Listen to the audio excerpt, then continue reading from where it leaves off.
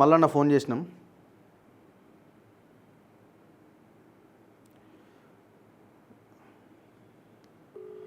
ఈ కులగణన మీదనే చర్చ జరుగుతున్నది. రాబోయే ఈ అసెంబ్లీ సమావేశాల తర్వాత కూడా దీని మీద పెద్ద ఎత్తున ఫోకస్ చేయాలి. మల్లన్న గారు నమస్తే. నమస్తే రఘు. లైవ్ అయిపోయిందా? లైవ్ కాదు, ఇప్పుడు ఏది కులగణన రిపోర్ట్, ఇది ఫేక్ సర్వే, దొంగ సర్వే బయటకు అదే దాని మీదనే మాట్లాడదామని మీకు ఫోన్ చేసిన. మీరు లైవ్లో ఉన్నారు. ఓకే ఓకే చెప్పు. ఇప్పుడు ఈ బీసీలు 46.25% ఉన్నారన్నది నేను లెక్క. అంటే వీళ్ళు హిందూ బీసీలు, ముస్లింలు ఇంకొక 10%, మొత్తం 56% అని చెప్తున్నారు. మరి మేము 97% ప్రజల దగ్గరికి వెళ్ళి తీసుకున్న డేటా ఇదని నిన్న మంత్రులంతా ఈ రిపోర్ట్ రిలీజ్ చేశారు కదా. తప్పుల తడక అది దొంగ డాటా. ఆ డాటా ప్రకారం తెలంగాణ రాష్ట్రంలో 21 లక్షల ఎంతమంది అంటే ఒక క్షణం రఘు, 21,52,677 మంది బీసీలు చనిపోయారు 10 ఏళ్లలో. 21,52,000 మంది బీసీలు చనిపోయారు, 1,70,000 మంది ఎస్సీలు చనిపోయారు. పుట్టింది కేవలం 16 లక్షల మంది ఓసీలు పుట్టిరు. ఇది వాళ్ళ లెక్క. ఇది దొంగ లెక్క, ఇది ఫేక్ రిపోర్టు. దీన్ని తగలబెట్టాల్సిందే. ఇక ఇది పూర్తిగా ఈడబ్ల్యూఎస్ రిజర్వేషన్ కాపాడుకోవడానికి సమగ్ర కుటుంబ సర్వేలో కేసీఆర్ చేసిన దాంట్లోనేమో 8% ఉన్నారని ఓసీలు చూపిస్తాడు. ఇప్పుడేమో 15% వచ్చి కూర్చున్నది. అంటే 16 లక్షల మంది కొత్తగా ఓసీలు పుట్టిరు. మీరు ఒకసారి గమనిస్తే రఘు, వీళ్ళు కుక్కలు నిడిచిపెట్టిందంతా ఓసీలే, కులగణన జరగకుండా. కుక్కలు నిడిచిపెట్టిన ఓసీల లెక్కలు ఎట్లా పెరిగినాయి, ఇంటికి ఆహ్వానించి చెప్పిన లెక్కలు ఎట్లా తగ్గిపోయినాయి. ఈ రాష్ట్ర ప్రభుత్వం చూపెట్టాలి 21 లక్షల గోరీలు ఏడున్నాయో చూపెట్టాలి. మా బీసీల 21 లక్షల గోరీలు ఏడగట్టిరు, ఏడున్నాయో ఇప్పుడు చూపెట్టాలి. అంటే ఇప్పుడు వీళ్ళ లెక్క ప్రకారంగా అంతమంది చనిపోయారు అన్నది లెక్క తేలుతున్నదా? అంతే కదా, మరి ఇంకేంది. అంతే, 21 లక్షల మంది బీసీలు, చనిపోయిన బీసీలు ఏడున్నారు. ఇప్పుడు జరిగేది ఏంది? ఇప్పుడు రేపు అసెంబ్లీ సమావేశపరిచి తీర్మానం చేసి కేంద్రానికి పంపుతారట. అది ఎవడు మేల్కోక ముందుకే ఈ తతంగా నడపాలని ఆడుతున్న డ్రామా.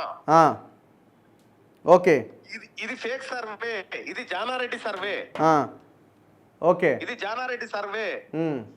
ఇది బీసీలు మానవ బాంబులు కాక ముందుకే ఒళ్ళు దగ్గర పెట్టుకోవాలి. నేను చెప్తున్నా, సీరియస్ గా చెప్తా ఉన్నారు. ఇది బీసీలను 21 లక్షల మందిని చెప్తారా మీరు? కొత్తగా 16 లక్షల మంది ఓసీలు పుడతారా 10 ఏళ్లలో? 2011 జనాభా లెక్కల ప్రకారం 2011 నుంచి 2014 వరకు గ్రోత్ రేట్ 1%. అంటే ఒక ఏడాదికి 4 లక్షల కొత్త జననాలు జరిగినాయి. ఓకే, కొత్త జనాలు జరిగితే 3 ఏళ్లలో 12 లక్షల మంది పుడితే 10 ఏళ్లలో ఏడాదికి 4 లక్షలు వేసుకున్నా 40 లక్షలు పెరగాలి కదా, జనాభా పెరగాలి కదా. అవును, మరి 21 లక్షల మంది ఎట్లా చనిపోయారు? ఇప్పుడు ఈ సమగ్ర కుటుంబ సర్వే లెక్కలో 1,81,00,000 పాపులేషన్ చూపించారు వాళ్ళు అప్పుడు. ఇప్పుడు ఈ 1,64,00,000 ఇప్పుడు చూపిస్తున్నారు కదా. దాదాపు మీరు అన్న లెక్క 20 lakhs తేడా పెరగాలి కానీ ఎట్లా తగ్గుతారు?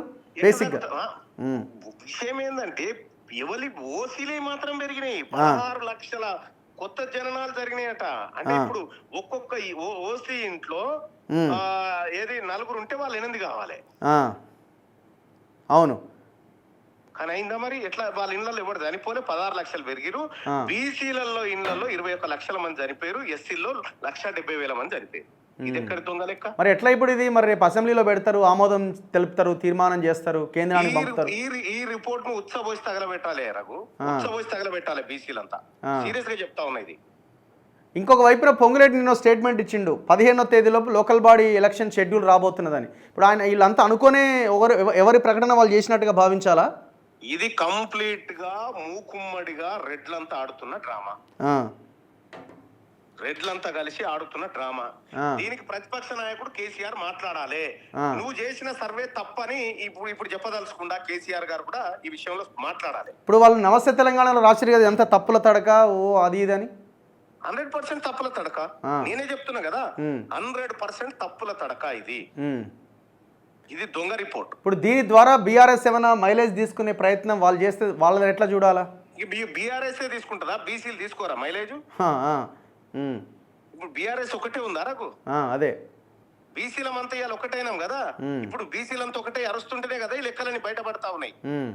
వాళ్ళు ఇప్పుడు ఈడబ్ల్యూఎస్ 8% ఉన్నటువంటి ఓసీలు అని చెప్పి నీకు సమగ్ర కుటుంబ సర్వే 2014లో తేలితే 2024 కల్లా వాళ్ళ జనాభాను 15% చూపించారంటేనే వాళ్ళు ఈడబ్ల్యూఎస్ ను కాపాడుకోవడం కోసం ఆడుతున్న డ్రామా. ఇప్పుడు అన్ని పార్టీలు కలిసే ఉన్నాయి ఇంట్లో, అందరు ఉంటారు. ఇప్పుడు నీకు దమ్ముంటే వివిధ ఇతర పార్టీలో ఉన్నటువంటి ఏది నాయకత్వం దీని మీద మాట్లాడాలి. ఈ లెక్క మరి ఎందుకు మాట్లాడతలేరు వాళ్ళు? వాళ్ళ లెక్కలు వాళ్ళకు ఉన్నాయి, వాళ్ళంతా ఒక్కటే, ఏ పార్టీలో ఉన్నా వాళ్ళే.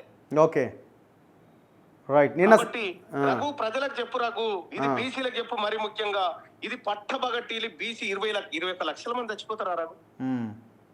కొన్ని దేశాల జనాభా రఘు అది. రైట్ అన్న, రైట్. Thank you.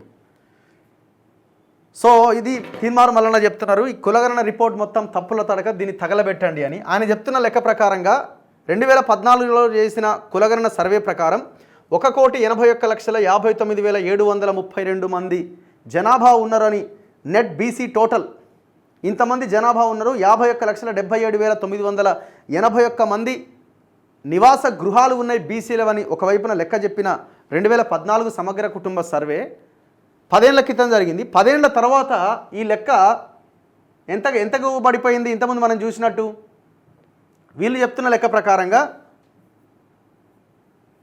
ఎక్కడిది, వీళ్ళు చెప్తున్న లెక్క ప్రకారంగా బీసీలు 1,64,09,179కి పడిపోయింది. జనాభా పెరగాలి కానీ తగ్గుతారా? ఇంకొక వైపున ఓసీల సంఖ్య అప్పటికంటే ఇప్పుడు ఇంకా పెరిగింది. మరి ఓసీలు ఎట్లా పెరుగుతారు, బీసీలు ఎట్లా తగ్గుతారు? అంటే వీళ్ళందరినీ చనిపోయిన వాళ్ళ జాబితాలో చూపించారు. దాదాపు 21 లక్షల మందిని. బీసీలు కొత్తగా పుట్టలేదట, మళ్ళీ కొత్తగా ఓసీలు పుట్టిరట. బీసీలు మాత్రం ఇన్ని లక్షల మంది చనిపోయిరట. సో ఇది ఈ లెక్కలు స్టాటిస్టిక్స్ చూస్తే 100% తెలుస్తున్నది. కాబట్టి ఈ రిపోర్ట్ను తగలబెట్టండి అని ఆయన ఒక పిలుపునిస్తూ ఉన్నాడు. ఖచ్చితంగా ఇది తప్పుల తడకనే. ఇందులో మనం ఏ పార్టీని మినహాయించాల్సిన అవసరం లేదు. అన్ని పార్టీలు, ఆ కమ్యూనిటీలో ఉన్న అందరు నాయకులు కలిసే ఉన్నారు, కలిసే మాట్లాడుకొని దీన్ని చేసిరన్నది మనకు అర్థమవుతున్నది. సమాధానం చెప్పాలి. ఎవరైతే ఈ రిపోర్ట్ని బయటపెట్టిరో ముఖ్యమంత్రి దగ్గర నుంచి మంత్రులంతా దీనికి ఆన్సర్ చేయాల్సిన అవసరం ఉన్నది. మిగతా పార్టీలు బయటికి రావాల్సిన అవసరం ఉన్నది.